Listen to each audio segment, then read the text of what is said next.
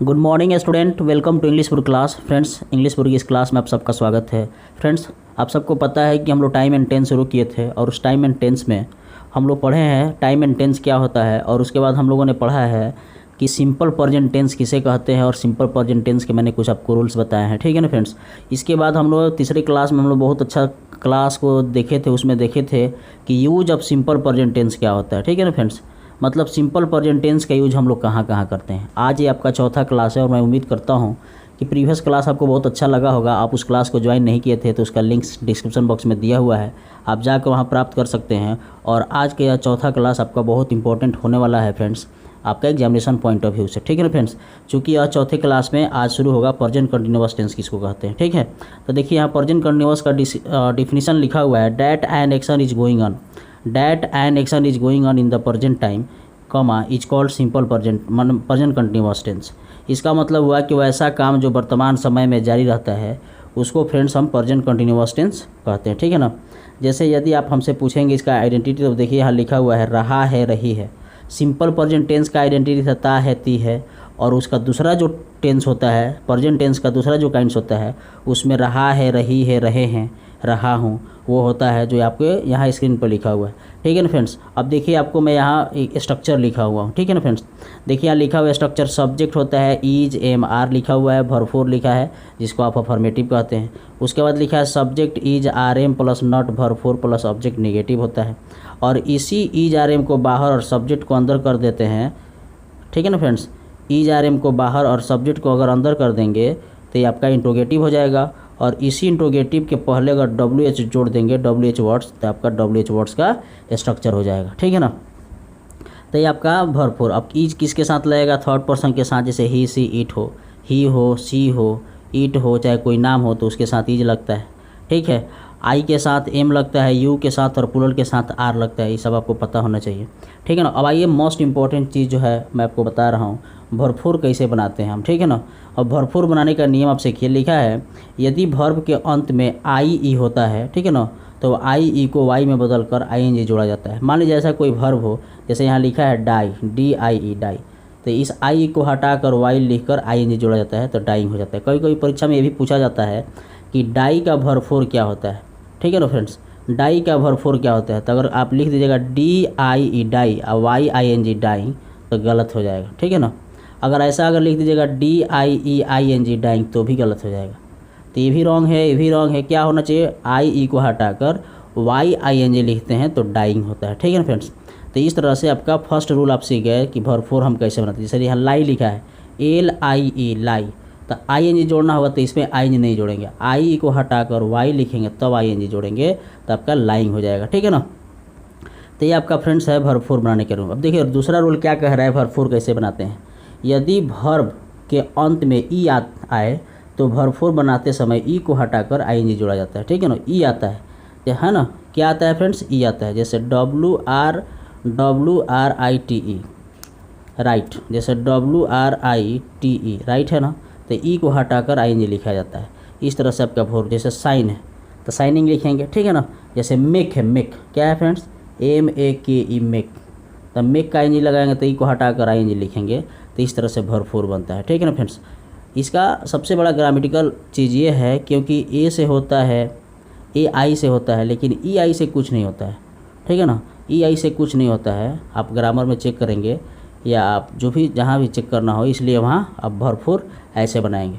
अब चलिए मैं आपको बताता हूँ रूल नंबर थर्ड जो आपको भरपूर कैसे बनाना है। जैसे लिखा है, यदि वर्ब के अंत में कोई कॉन्सोनेंट आए और उस कॉन्सोनेंट के पूर्व कोई वॉवेल हो तो उस वर्ब की भरपूर फॉर्म बनाते समय डबल कॉन्सोनेंट माने 2 बार लिखा जाता है। ठीक है। जैसे मान लीजिए एग्जांपल लिख दूँ, आर यू एन, रन, तब देखिए रन वर्ब है, इसका अंत कॉन्सोनेंट एन से हुआ है, तो इसका जब भरपूर बनाएंगे तो इसको डबल कर देंगे तो रनिंग हो जाएगा। वही एग्जांपल आपको नीचे समझाया गया। जैसे क्वायरल है तो क्वायरलिंग ऐसे हो जाएगा, जैसे स्विम है तो स्विमिंग हो जाएगा, है ना, बिगिन है तो बिगिनिंग हो जाएगा। इस सब के अंत में देखिएगा लास्ट में कॉन्सोनेंट है, जैसे स्टॉप है, स्टॉप तो पी कॉन्सोनेंट है तो इसलिए double P I N G हो गया, रन है तो रनिंग हो गया। तो इस तरह से आप भरपूर बनाना सीख गए। ठीक है ना। अब हम आपको बताते हैं फ्रेंड्स कि इसका ट्रांसलेशन कैसे बनाएंगे। सिंपल प्रेजेंट टेंस खत्म होने के बाद हम लोग पढ़ रहे हैं प्रेजेंट कंटिन्यूअस, उसके कुछ इंपॉर्टेंट रूल हम लोग पढ़ रहे हैं, ठीक है ना फ्रेंड्स। और मैं उम्मीद करता हूँ यह क्लास आपको अच्छा लग रहा होगा और इस क्लास को मिस ना करेंगे फ्रेंड्स, और वीडियो को जरूर लाइक करेंगे, क्लास को लाइक करेंगे और अधिक से अधिक प्लीज़ हमको हेल्प कीजिए थोड़ा फ्रेंड्स इस क्लास को सब्सक्राइब करने के लिए, ठीक है ना फ्रेंड्स। अब आइए हम आपको बताते हैं प्रेजेंट कंटिन्यूअस के ट्रांसलेशन कैसे बनाएंगे आप। तो फ्रेंड्स आप भरपूर बनाना बहुत आसानी से सीखे, ठीक है ना फ्रेंड्स।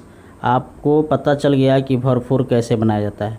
अब आइए हम बात करते हैं उस स्ट्रक्चर पर आप सेंटेंस को कैसे बनाएंगे और इसके माध्यम से आप बहुत अच्छा से स्पीकिंग इंग्लिश कैसे सीखेंगे, ठीक है फ्रेंड्स। देखिए लिखा हुआ है वह आजकल मेरे यहाँ अंग्रेजी सीख रही है। मान लीजिए ट्रांसलेशन है वह आजकल मेरे यहाँ अंग्रेजी सीख रही है। तो सबसे पहले आप जान लीजिए कि अफर्मेटिव सेंटेंस है। कौन सा सेंटेंस है फ्रेंड्स? Affirmative sentence. और कौन सा टेंस है? प्रेजेंट कंटिन्यूअस टेंस है। तो प्रेजेंट कंटिन्यूअस का अफर्मेटिव सेंटेंस का स्ट्रक्चर ये होता है, पहले सब्जेक्ट, तो वह सब्जेक्ट है तो सी लिखें। अब आपको मैंने बताया है कि अगर सब्जेक्ट के बाद से इज एम रहता है और आर रहता है तो सी के साथ इज लगेगा, इसीलिए इज लगा हुआ है। और उसके बाद मैंने आपको बताया है कि इसके बाद जो है इज आर एम के बाद भरपूर होता है। तो लर्न माने होता है सीखना, स्पीक माने होता है बोलना, मेक माने होता है बनाना, कुक माने होता है भी खाना बनाना, ठीक है ना। तो कम से कम वर्ब आपको आना चाहिए, वर्ब का वर्ब फॉर्म आना चाहिए, इतना तो कम से कम आपको आना चाहिए, ठीक है ना फ्रेंड्स। तो she is learning English. To me का मतलब होता है मेरे यहाँ, अब का इंग्लिश होता है नाउ। तो इसका मतलब हो गया she is learning English to me now, अब वह मेरे अंग्रेजी सीख रही है। तो इस तरह का आप ट्रांसलेशन बना सकते हैं। क्योंकि मैं वैसे ट्रांसलेशन आपको बता रहा हूँ जिसकी इंपॉर्टेंस ज़्यादा है बोर्ड में क्वेश्चन के रूप में पूछे जाने के लिए, ठीक है ना फ्रेंड्स। अब आपको मैं वह खा रहा है जा रहा है नहीं बता रहा हूँ। जैसे अब आप क्या कर रहे हैं, मान लीजिए ट्रांसलेशन अब आप क्या कर रहे हैं। तो अब का इंग्लिश हो गया नाउ और क्या का इंग्लिश होता है what are you doing. Now what are you doing मतलब अब आप क्या कर रहे हैं, ठीक है ना। जैसे लिखा हुआ है अभी आपका लिखा है अब मैं ICOM है ना सेकेंड ईयर में पढ़ रही हूँ, या आप लिख सकते हैं अब मैं ISC सेकेंड ईयर में पढ़ रही हूँ, है ना। या आप IA में हैं तो आप लिख सकते हैं कि सर अब मैं IA कर रहा हूँ, तो लिखा है now I am studying in ISC या ICOM सेकेंड ईयर। तो इस तरह का आप ट्रांसलेशन बना सकते हैं, ठीक है ना। क्योंकि आपके बोर्ड के एग्ज़ाम में एक पैसेज नुमा आता है, एक पैसेज आता है, तो इसी तरह का कुछ सेंटेंसेज फ्रेम किए गए रहते हैं, ठीक है ना फ्रेंड्स। जैसे लिखा है आजकल आप लोग अपने घर पर क्या कर रहे हैं, ठीक है ना। तो what are you doing at your home nowadays. What माने होता है क्या, आर यू डूइंग, जैसे आप आजकल अपने घर पर क्या कर रही हैं या आप लोग क्या कर रहे हैं, तो what are you doing nowadays, ठीक है ना। जैसे आज है ना आप लोग दिल्ली कब जा रहे हैं, आज आप लोग दिल्ली कब जा रहे हैं, तो यहाँ लिखा है when WHEN when are you going to Delhi today, ठीक है ना। जैसे आप लोग कहाँ जा रहे हैं, तो वेर आर यू गोइंग, जा रहे हैं तो प्रेजेंट कंटिन्यूअस है तो इसमें इज आर एम का प्रयोग करेंगे। आते ती है तो सिंपल प्रेजेंट टेंस है, उस क्लास को आप जाकर ज्वाइन करेंगे जो प्रीवियस क्लास है, ये आपका क्लास 4 है। जैसे क्या आप मुझे समझ रहे हैं, तो आर यू अंडरस्टैंड मी, है ना। चूँकि अंडरस्टैंड में आई नहीं लगता है, अंडरस्टैंडिंग में हो जाता है समझ। जैसे वह लिखा है आज वह कहीं जा रही है, तो टुडे है ना सी इज गोइंग समवेयर। समवेयर का मतलब होता है कहीं, आज वह कहीं जा रही है। तो इस तरह का सेंटेंस। अब चूँकि मैं आपको ऑब्जेक्टिव बताने जा रहा हूँ, क्वेश्चन क्या बताने जा रहा हूँ फ्रेंड्स, ऑब्जेक्टिव। परीक्षा में ऑब्जेक्टिव भी क्वेश्चन आपसे पूछे जाते हैं प्रेजेंट कंटिन्यूअस का। जैसे यह जो ऑब्जेक्टिव क्वेश्चन लिखा हुआ है कम से कम 10 बार से ऊपर आया है एग्जाम।